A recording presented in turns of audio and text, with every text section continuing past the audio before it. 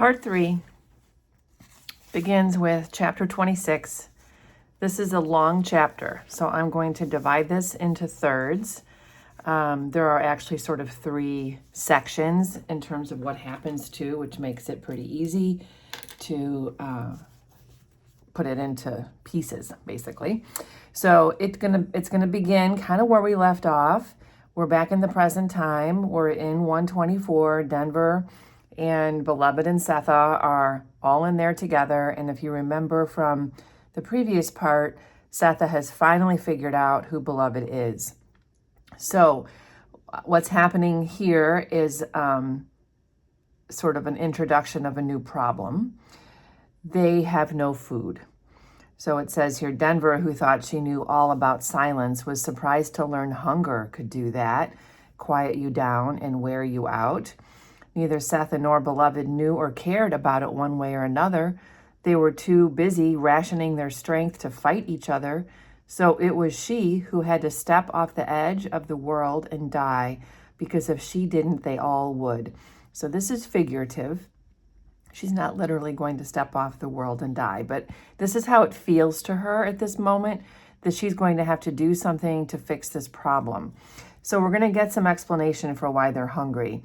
The odd thing here is because there's no food in the house, we have Sethe, who's getting thinner and thinner, who's getting more and more tired and weary, but Beloved is getting bigger. So this is ironic, which means it's also symbolic. She's getting plumper by the day.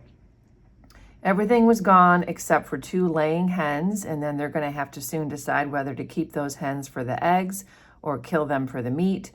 There's nothing left in the house to eat at all. The hungrier they got, the weaker they got, the quieter, which Denver reasons was better than the furious arguments, the poker slammed up against the wall, the shouting and the crying that followed that one happy January when they played.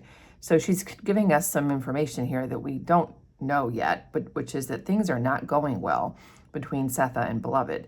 They have been fighting. So she thinks back to that day when they were playing, when Sethe first recognized the scar under Beloved's chin and realized finally who she was, when she fingers that scar and sees that her daughter is with her. At that time, Beloved and Sethe cut Denver out. They ignored her. They just started doing everything together. Sethe also started going to work later and later because she couldn't bear to leave Beloved. She was so happy to be with her. And so what eventually happened is she lost her job. So now we understand why there's no food, because there's no money. So Denver also believes that there's a risk that her mother, Sethe, could lose her mind. It hasn't happened yet, but she's remembering Baby Suggs and how she used to just lay in bed and think about color. She's also thinking about the fact that all the songs that they used to sing together, Sethe only sings for Beloved alone, which is, hi, Johnny, why, Johnny, don't leave my side, Johnny. So these are all sort of things that could come up as quiz questions. They're basically, plot development here.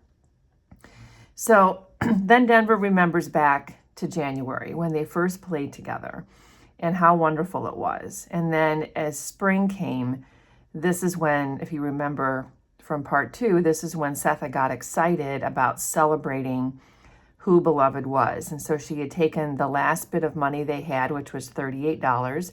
I could see that being a quiz question. And going off and buying nice food for themselves, buying ribbons and nice fabric to make spring dresses. And so she basically blew all her money celebrating. And this is really similar to what she did when she had that big party. When she first came to 124 and Baby Suggs had that big party and everybody thought that was too flashy. Well, Sethe has some of those tendencies too. She over-celebrates the fact that Beloved is back. So then there's another shift. So just note, we have a good winter, we have a bad spring. In the spring, things begin to change. And after this obsession between Sethe and Beloved, it suddenly shifts where Beloved starts to become demanding. She wants whatever she wants, and she expects Sethe to give it to her. She invents desire. She wants Sethe's company for hours and hours to sit and watch things outside.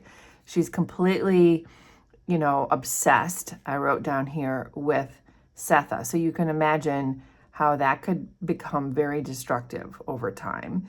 I'm sure in the beginning we could infer that Sethe would have liked that attention. It would have made her feel like maybe Beloved had forgiven her or that they were close again.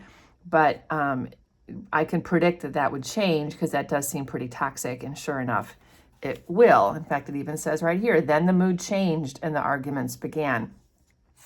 There would be a complaint from Beloved, and then Sethe would apologize. They would argue about the temperature outside and inside. They would argue about the light, was it bright enough or not? Sometimes Sethe would, maybe try to be like a mother, but then Beloved would basically shut her down and she would boss her around and tell her to do things. Sometimes Sethe would try to explain to Beloved what had happened that day that she killed her, trying to explain herself, and none of that made an impression on Beloved. Beloved started to then get angry and yell at her, accuse her of leaving her behind. And she starts to have revenge. So we go from obsession now to revenge. And she believes that she's entitled to basically reparations from Sethe, like that you can do whatever I demand of you because of what you put me through. So when once or twice Sethe tried to assert herself, be the unquestioned mother, which is typically how a mother would try to be in a situation like this, Beloved slammed things, wiped the table clean of plates, threw salt on the floor. So she's pretty scary, broke a window pane. So from that point on, nobody said, don't talk to your mother like that or honor your mother and father. They basically cowered, Sethe in particular, cowered to Beloved. So Beloved is becoming a monster. And it dawns on Denver that if Sethe didn't wake up one morning and pick up a knife, that Beloved might. So Denver's afraid of violence. Frightened as she was by the thing in Sethe that could come out, remember, Denver's afraid that Sethe could kill again. So we have that going on through Denver's mind too. She sees, Beloved demanding that Sethe, take out her waste from the nighttime. When they talk about a night bucket, that's like, if you use the bathroom in the night, they have a bucket in their room. So Denver watched her mother go without eating because there's so little food. She basically leaves it for the girls. So she seems to recognize that things are really desperate. So they grew tired. Even Beloved, who was getting bigger, again, what? In any case, she substituted a snarl or a tooth suck for waving a poker around, and 124 was silent. Listless and sleepy with hunger, Denver saw the flesh between her mother's forefinger and thumb fade. Saw Sethe's eyes bright but dead, alert but vacant, paying attention to everything about Beloved, her lineless palms, her forehead, the smile under her jaw, crooked and much too long, which is the scar, everything except her basket-fat stomach. So, of course, this makes me think of pregnancy. She's giving birth to something. She also saw the sleeves of her own carnival shirtwaist dress covering her fingers. So she's wasting away. Then Denver sees Sethe spit up something she had not eaten, and it rocked Denver like gunshot. It's a beautifully written sentence. So she realizes that she's going to have to leave the yard, step off the edge of the world, which is like leaving 124. Remember, she has never left I shouldn't say she's never left, but it's been a very long time since she has left. If you remember, the last time Denver went anywhere was when she went to see Lady Jones or went to see the Bodwins. This is back when she was a young girl, when she went to learn her lessons, that little school she went to, also going to the carnival. This is when she was a little girl. They have been pretty much stuck on their own property for years and years and years. So she's going to have to go out into town and try to figure out some way to get some food. So this is what the reality is here for Denver, which feels like stepping off the edge of the world.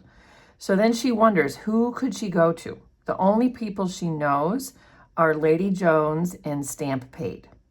So she acknowledges she knows Paul D, but he's sitting at the church and she doesn't feel like he's approachable or that he would help.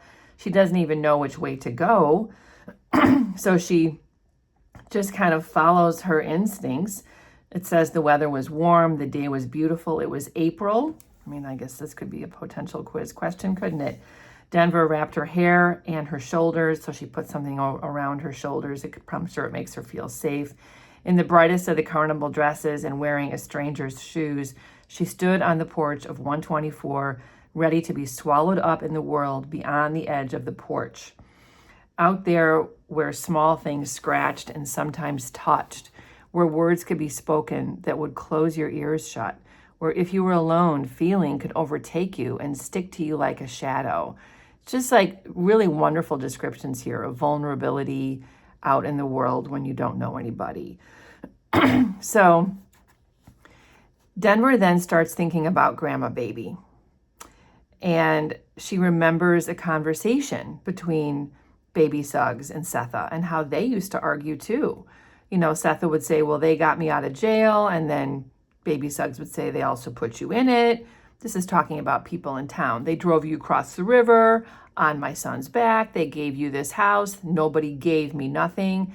I got a job from them. He got a cook from them. So there's like, this is Denver remembering Grandma Baby Suggs and Sethe arguing about just the people in town. And then she remembers Baby Suggs telling Sethe to lay down your sword. This ain't a battle. So here we go. This is important. This is why we're seeing these conversations. Remembering those conversations and her grandmother's last and final words, Denver stood on the porch in the sun and couldn't leave it. So she's like, oh my gosh, I don't know if I can do this. Her throat itched, her heart kicked. And then Baby Suggs laughed, clear as anything.